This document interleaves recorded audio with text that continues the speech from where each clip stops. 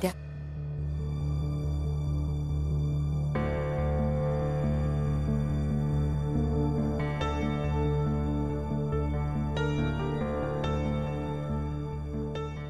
चादर टाका तुम्ही, मी इकडची सतरंजी टाकते.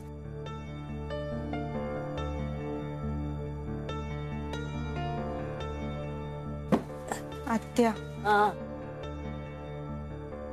त्याच्यामुळे तुम्हाला असं. अगं बाई कस्तुरी, अगं नको वाईट वाटून घेऊ. हा, मी काही तुझ्यावर रागवली बिगवलेली नाही, कळलं का? हो, पण खरंच सॉरी आत्या, माझ्यामुळे तुम्हाला आज असं बाहेर झोपावं लागणार आहे इकडे. अगं नको, सौरभ आला बघ.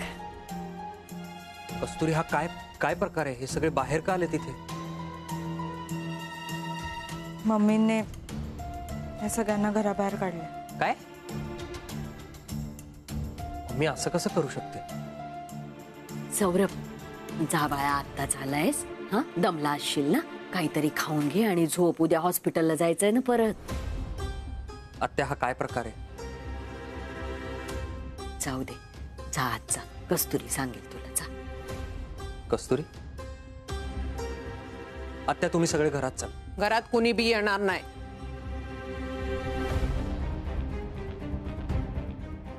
मम्मी, हे सगळं काय चाललंय? बाहेर का काढलेस यांना? काय गद्दार माणसं आणि डास घराच्या बाहेर असलेले चांगले.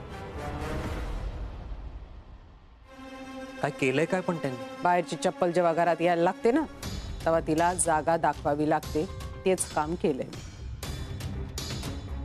तू काय बोलतेस कळतंय का तुला? बाबांची बहीण आहे ती. भाईंची मी सुद्धा कुणीतरी हाय बर का. त्यामुळे भाई असते तर काय केलं असतं याची मला पूर्ण जाणे. आणि भाई असताना इथं तर त्यानं बी हेच केलं असतं.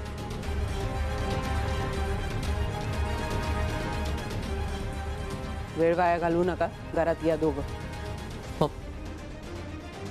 सौरभ, बाळा जाऊ दे, आमच्यासाठी तुम्ही वाईट होऊ नका. जा, तुम्हाला त्रास होईल उगाच. यात काही त्रास नाही आत्या, तू थांब, मी बोलतो मम्मीशी.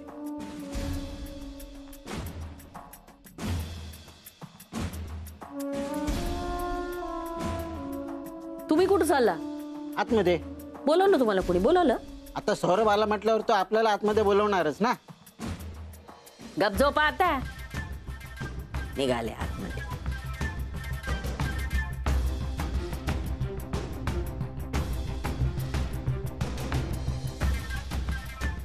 हे सगळं काय चाललंय? हा, ये सांगते तुला सगळं, बस. तू काय ऐकून घेतलं सगळं?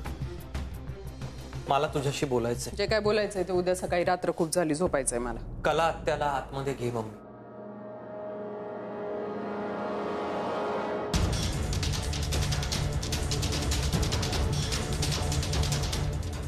ती बाई तुझ्या आई विरुद्ध तुझ्या बायकोला भडकवती, हे ऐकल्यावर सुद्धा तू असंच बोलणारच? मम्मी, अहो असं काहीच नाहीये, आम्ही गप्पा मारत होतो फक्त. उंदराला मांजर साक्ष. नाही अहो, मी खरं सांगते. ती कला माझ्या विरुद्ध झाड्या करते आणि त्या तुला गप्पा वाटत्या. ऐकलंस का सौरभ? तुझ्या मम्मीच्या विरुद्ध काही नाही ते बोललं जातंय आणि त्या फक्त तुझ्या बायकोला गप्पा वाटत्यात बर का. यात नक्कीच काहीतरी गैरसमज झाला असणार आहे. हा, गैरसमज तरी म्हटलं मी. अजून गैरसमज हा शब्द कसा काय नाही आला? हा, बघितलंस ना, मी तुला म्हणाले ना, तू बदललायस. ते ये. तुला हे सांगितलं कोणी मम्मी? ज्या माणसाबरोबर गाडीत बसून तू आलास ना सकाळी, त्या माणसानं सांगितलंय मला. तुला शिवादादांनी सांगितलं? वय. आणि या वेळेला तो माझ्याशी अजिबात लपाडी करणार नाही, कारण त्यानं हे समजत त्याच्या कानानं ऐकलंय. हो, पण त्याचाही गैरसमज होऊच शकतो. त्यानं स्वतःच्या कानानं ऐकलं की ती हिचे कान भरवत होती, तरी सुद्धा त्याला गैरसमज झाला असेल असं म्हणतोस तू? मम्मी, मी परत सांगते तुम्हाला, आम्ही असं काहीच करत नव्हतो, गप्पा मारत होतो फक्त. आणि कला आत्या तर काहीच बोलत नव्हत्या, मीच बोलत होते. माझा तुझ्या बोलण्यावर अजिबात विश्वास नाही, कारण तुम्ही सगळे एकसारखे आहात. माझ्या मागणं आधी कटकारस्थानं करायची आणि मग मला तोंडावर पाडायचं, हा तुमचा छंद. त्या कलाला मी या घरात घेणार नाही, आणि जर का कुणी बी तिला परत घरात घ्यायचा प्रयत्न केला ना, त्याला मी सोडणार नाही. मम्मी प्लीज असं करू नका. तुम्हाला शिक्षा करायची असेल तर मला करा, पण त्यांना आत घ्या.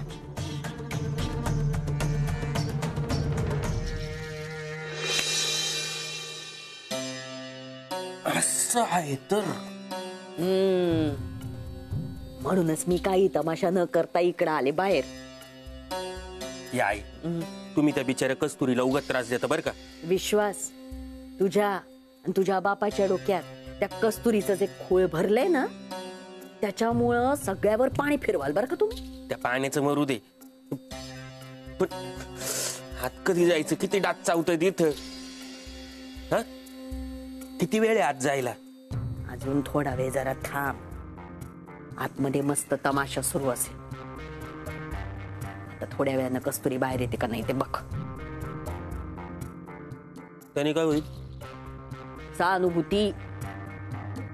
कस्तुरीला काय वाटेल का आपण तिच्या बाजूने, कमूला काय वाटेल का तिचा प्लान कसा आपण यशस्वी करून दिला. दोन्ही बाजूने फायदा आपलाच आहे. हे तर माझ्या लक्षातच आलं नव्हतं. त्याच्यासाठीच मी आहे. काय बोलली. हे बघ, एक गोष्ट लक्षात ठेव, आता भाई कधी कोमातून बाहेर येईल आणि उभा राहील, आणि भाई उभा राहिला ना का तो कस्तुरीच्या हातात जाऊ शकतो. पण मामाने मामीची बाजू घेतली तर. हे बघ, भाई कोणाच्याही बाजूने असला ना, कमूच्या बाजूने असं ना का कस्तुरीच्या बाजूने असं ना, आपण या घरात राहणारे नक्की. त्यामुळे नंतर आयुष्यभर या घरात राहायचं असेल ना, आता थोडा वेळ बाहेर राहा. आता काय पूर्ण रात्रभर राहायला मी इकडे तयार आहे.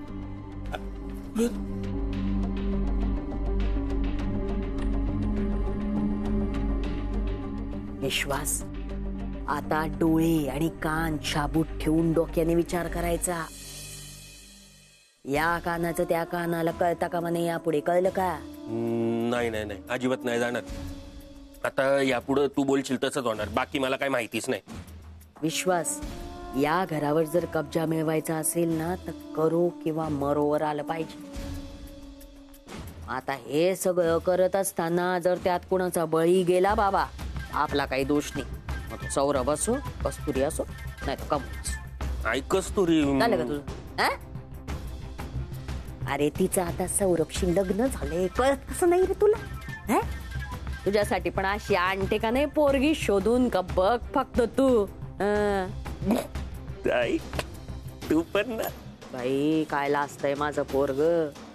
त्याच्या आधी एक ऐक, आता आपल्याला खूप अवघड पावलं टाकायची आहेत, आणि ती पण पटापट टाकायची आहेत बरं का. हा, तू म्हणशील तसं. हा, मला तुझी गरज लागणार आहे. या आधी बघायला पाहिजे की आजचा टाकलेला डाव नीट पडलाय का नाही पडलाय. आता नक्की कोणाचं ऐकायचं. मी खरंच सांगते हो, त्यांची काहीच चूक नाहीये. मी शिक्षा भोगायला तयार आहे. प्लीज कला आत्यांना घरात घ्या.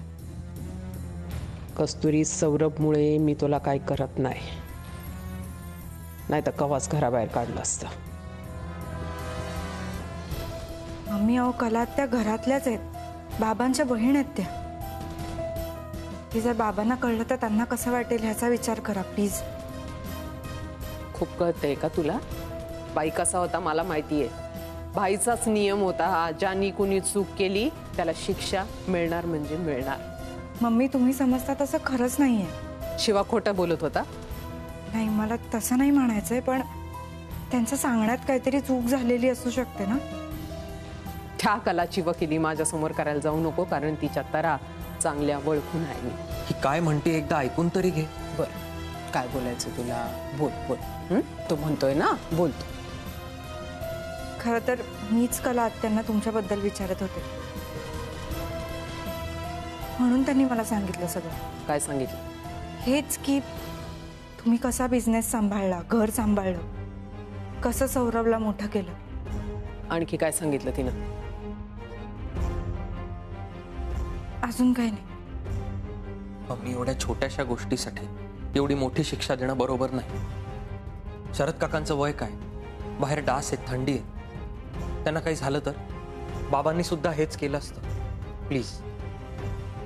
विंचू चावला तरी त्याला सोडणार, तुम्ही मारणार नाही. पण मी तुमच्यासारखी नाही. काहीही झालं तरी बी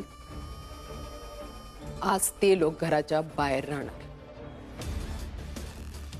पाहिजे तर सकाळी घरात येतील, पण आज त्यातलं कुणी बी घरात पाऊल ठेवणार नाही.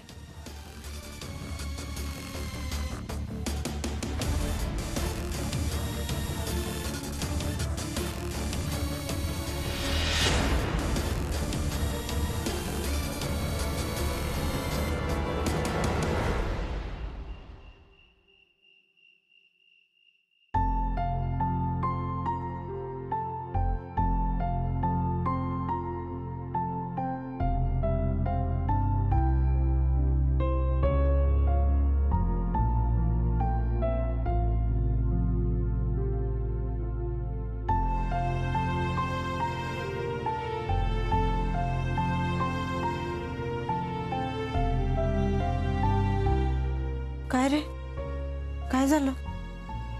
वैताग आलाय का कस्तुरी मला या सगळ्याचा? खरंच सांगतो. हे षडयंत्र, एकमेकांना घालून पाडून बोलणं, चूक झाली की शिक्षा देणं, एकमेकांच्या पाया पडणं, हात जोडणं, मला कंटाळा आलाय या सगळ्याचा. तिकडे आपण चाळीत राहायचो ना, घर छोटं होतं पण झोपताना समाधान होतं ग. इथे घर मोठं आहे पण झोपताना चिडचिड होते ग. नाही राहावंसं वाटत, खरंच सांगतो. सौरभ, तू नको टेन्शन घेऊस. एक ना एक दिवस बदलेल सगळं. आणि मी आहे ना, आपण दोघं मिळून बदलू. त्याच्यासाठी पहिलं पाऊल तर आपण टाकलंय ना, ते म्हणजे माझं डॉक्टर होणं. म्हणून आता मला लवकरात लवकर माझं शिक्षण सुरू करायचं. बघतो काय करता येतंय का. सौरभ, आपण दोघं मिळूनच या घराला घर पण आणू शकतो. आणि तूच अशी हार मानलीस तर कसं चालेल? आपल्याला अजून अशा बऱ्याच संकटांना तोंड द्यायचं आणि मला गरज आहे तुझी. मी तुझ्या बरोबर कायम आहे कस्तुरी. मी तुझी सोबत सोडणार आहे असं कधी म्हटलंय का तुला? पण आता नाही ग हे सगळं सहन होते. खरंच सांगतोय, असह्य झालंय मला सगळं. तू शांत हो.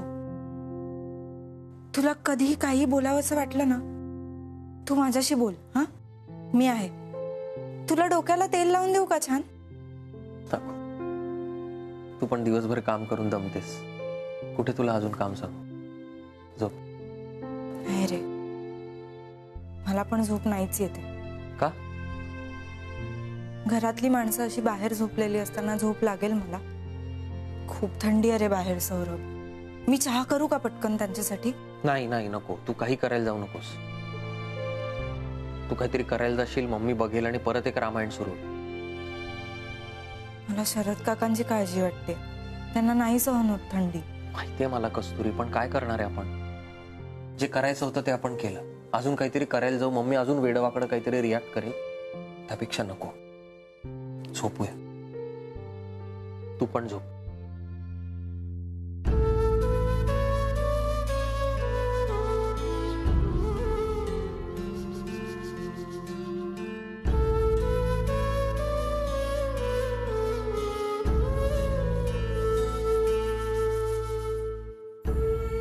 कस्तुरी, झोपा ग.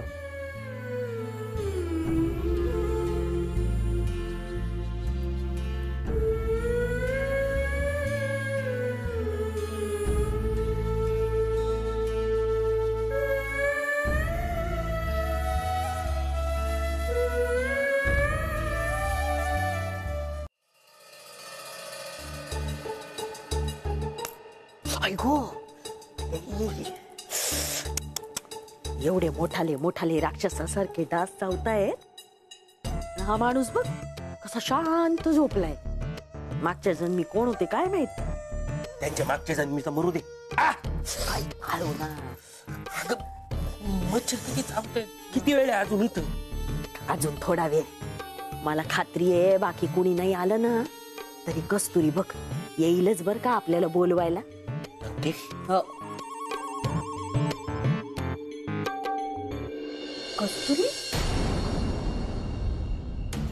अग तू अजून जा की जा बर किती वाजले जा आज झोप जा.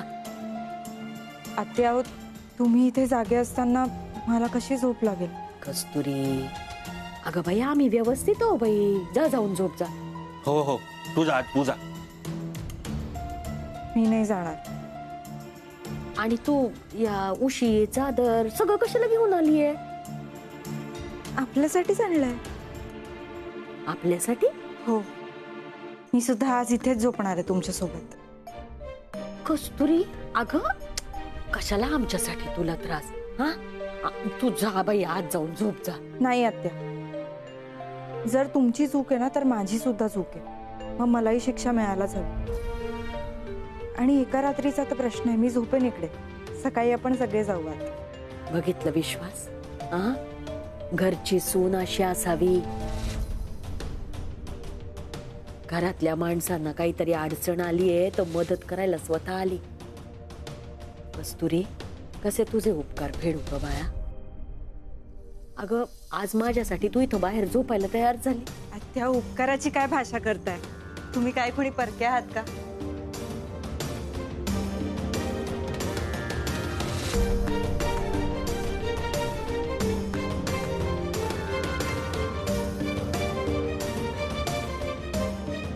कस्तुरी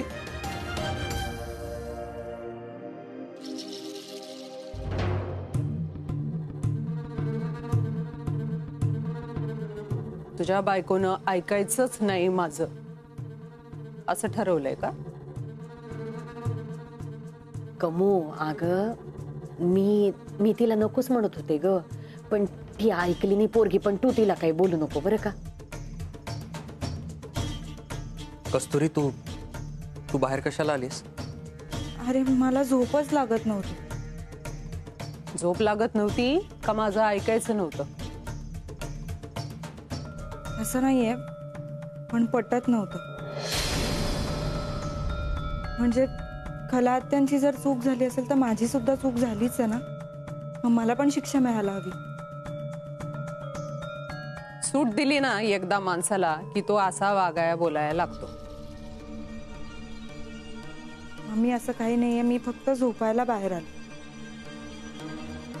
आणि मला काहीच प्रॉब्लेम नाहीये. माझी काहीही तक्रार नाही.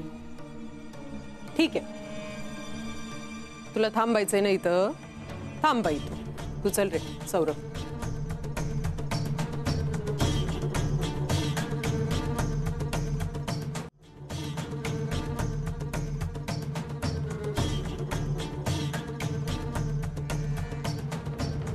सौरभ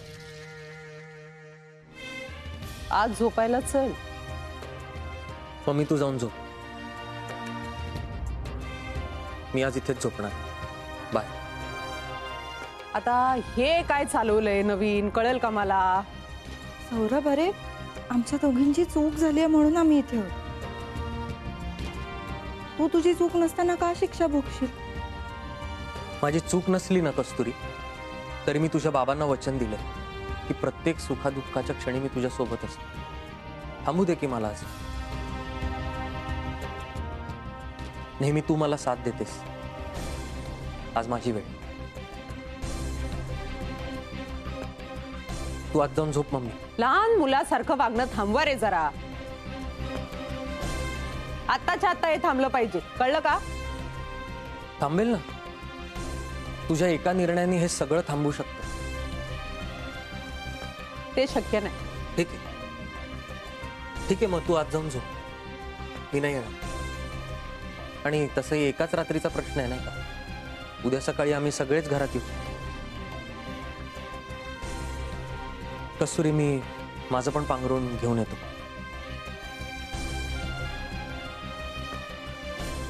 परमेश्वरा सगळी लहान बाळ नुसती घरामध्ये. काही कुठं जायची गरज नाही ना अंथरून बाहेर आणायची गरज नाही. चला गप गुमानात आणि सगळेच्या सगळे चला.